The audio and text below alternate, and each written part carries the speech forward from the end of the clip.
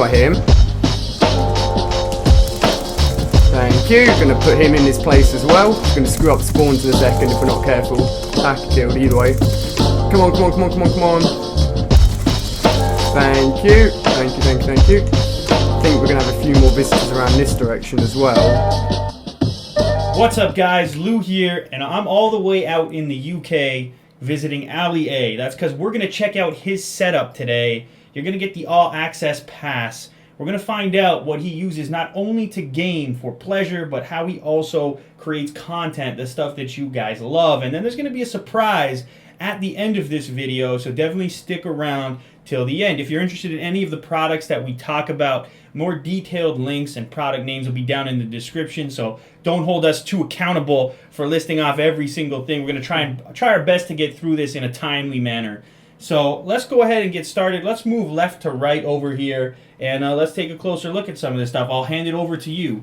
This screen hasn't been hooked up to my computer, but I think I'm going to try and work out a way of hooking it up to my computer. But this is only at the moment being used for gaming on with my Xbox, and it's a great size screen.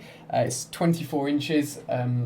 A lot of you guys may think that I'm playing on a really small screen. Why play on a small screen? We can play on a huge one. Well, actually playing on a smaller screen means that you don't have to move your head very much. You can stare into the centre of the action on the screen and see everything that's happening. So I highly recommend the sort of 22, 24 inch screen, especially if you're gaming in your room like I am at the moment. TVs that are based around monitors also tend to have a lot less input lag when you're gaming. Definitely. And the reason being, they don't do too much processing to the image.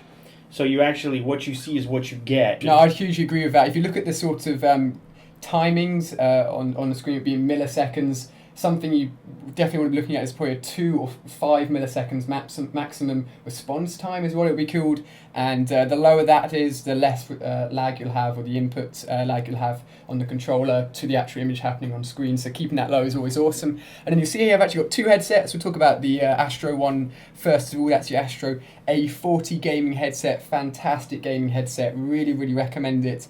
Fits nicely around the ears. Doesn't feel heavy at all after long gaming sessions. It's generally a really good headset. If you guys are looking to invest in one, maybe for Christmas or something like that, then that's a great product as well. Second headset here, this is like something I sort of bought myself for Christmas. These are the Beats by Dr Dre.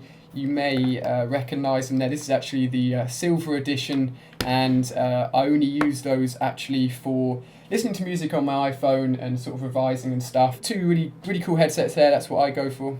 What you'll probably notice in the background here is some old school gaming. This is the Game Boy Micro, and it was launched, I think, just before the Nintendo 3DS came out, so it didn't get a lot of sort of press or anything, but it's a really nice product in all honesty. It's really small, you can put it in your pocket, and there are loads of sort of classic Game Boy Advance games out there which I loved playing when I was younger, and I bought that, and that's something I sort of play on whenever I have some spare time, a bit bored or whatever. Fantastic little gaming device there. The Audio Technica here, the AT2020, upgraded from the microphone on the Astro for doing my commentaries to the Audio Technica AT2020, and it's got this really cool blue light to it. It looks awesome. It comes with this nice stand here as well, so you can easily put it on a desk or whatever, and works really, really nicely. And the sound quality you get from it is really, really good. It's the USB version of the AT2020. Highly recommend it for people that are sort of looking to upgrade their audio levels in any videos. It looks awesome as well, as I've said, so definitely a really cool product. And going on to something else that looks blue, we've got a mouse here. That's the Razer Death Adder. I know you can get a similar product in a wireless version, but you have to sort of charge that up and stuff. That's a bit of a pain, so I went for the wired version there. And really smooth mouse, really nice to use. It's sort of curved around your hand shape as well.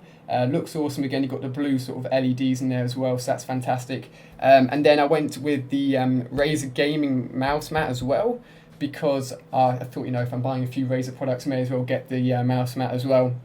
And I noticed you got a yo-yo over here. Yeah, why I have a yo-yo? This is really random, because I was sort of going through my room knowing that Lou would be coming in and invading my room, and I found this old yo-yo, and it's a really good yo-yo. Seriously, it's a really good yo-yo. So does the yo-yo have any integral, part in the production of your videos? Like, is it a stress reliever? Well, yeah. I think, sometimes when making videos getting to me, I turn to the yo-yo, and that helps me to sort of relieve all stress. You heard it here first, guys. When you're getting stressed, just turn to the yo-yo. Get a yo-yo. You got exams, you got schoolwork. Don't Exactly. worry. The yo-yo will take care of it. I have to have some like a demonstration of that later. But, and then just behind the microphone here, we've got the keyboard I use. And I know Lou said when he first saw that he thought it was a Razer product. It looks very much like a Razer product. But in fact, it's actually a Microsoft keyboard. I'm not sure if it's been discontinued or whatever, but it only cost me like £15-20, which is about sort of $35 or so. And then finally, the last monitor there, or the second monitor at the moment, is the Samsung monitor. And I believe it's sort of the monitor version of this screen. That's the TV version, that's the monitor version. Again, 24 inches and 1080p. Do all my editing on that screen and watching my videos and everything. So that is a fantastic monitor. Really, really like that. And that's, of course, hooked up to my PC, which is below the desk. And the PC is basically what does all the rendering of the videos and making of the videos. That's the beast down below. Then under there, I've actually got the Xbox at the moment. We've got the recording device down there as well. You've got the Xbox going into that box going to your TV and to your computer. And then it's no input lag, so straight through, no problem at all.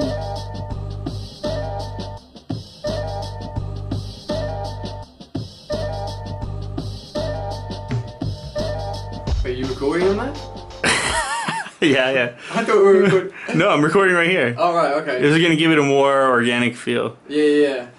Okay. Well, I noticed you had a board up here with a lot of boxes and check marks. And I was intrigued. I want to know what this is about and how you use that stuff. Well, because my brain is like a sieve, and if I don't sort of visually see what I need to be doing, it doesn't happen. So if anything needs to be done, which I think I'll forget about, I'll just grab one of these board pens and just jot it down on here. And So you mean with all this computer power over here, you still like to kick it old school with the marker and the whiteboard? There's something about physically writing it down yourself, which you remember it and it puts it in your brain a little bit more. And when you check it off, it feels good. Yeah, for sure. And on a computer, things can get lost. You can forget about It's true. things. That's true. Since this is right here, whenever I'm sitting down at my desk, I can look straight up at it, and it's right there in front of me. And maybe once a month I'll sort of update it with stuff I need to do. It's just a useful way of taking notes. It's a good way of sort of writing down video ideas as well for anyone up and coming that's sort of got all these ideas in their head. It's good to sort of jot stuff down and take it from there. Otherwise, you've got all these ideas and just nothing really happens. So one of the key aspects to this new show called Epic Setup is that when I come visit a setup like Allier's, I want to do a little something to, improve it. Use some of my knowledge on technology and products to bring a few things along to make it even more epic than it already is. And so in this case, I did just that. And there's a little storyline behind the products that I chose to add to this setup. So let's get straight into it. Let's make it a little bit better. So first product is another, there you go. Yes, I traveled with that all the way from the other side of the planet. Another 24-inch LED monitor from Samsung to match the two that he's already got.